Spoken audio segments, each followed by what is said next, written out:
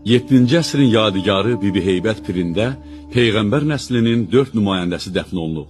Bu yerin ziyarətgaha çevrilməsi elə bu faktla bağlıdır. 13-cü əsrdə Şirvanşah II. Fərruxzadın tikdirdiyi bu türbə, müqəddəs qəbirlərin sayına görə İslam dünyasının Məkkə, Mədinə, Nəcəf, Kərbəla, Məşhəd kimi əziz ziyarətgahları siyahısındadır.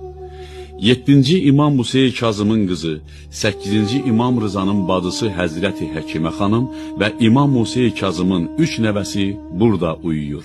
Bəzi tarixi rəvayətlərə görə İmam Rızanın qətlindən sonra İmam evlatlarının Mədiniyə buraxılması yasaq edilir. Həzrəti Həkimə xanım İmam nəvələri ilə Bakıya gəlir.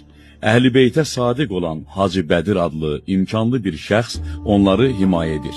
Düşmənlər xəbər tutmasın deyə Həzrət Həkimə xanımın əsl adını gizlədib ona Bibi deyə müraciət edir. Heybət sözü isə ərəb əlifbasına görə Hacı Bədirin adının baş hərflərinin səslənməsindən yaranıb.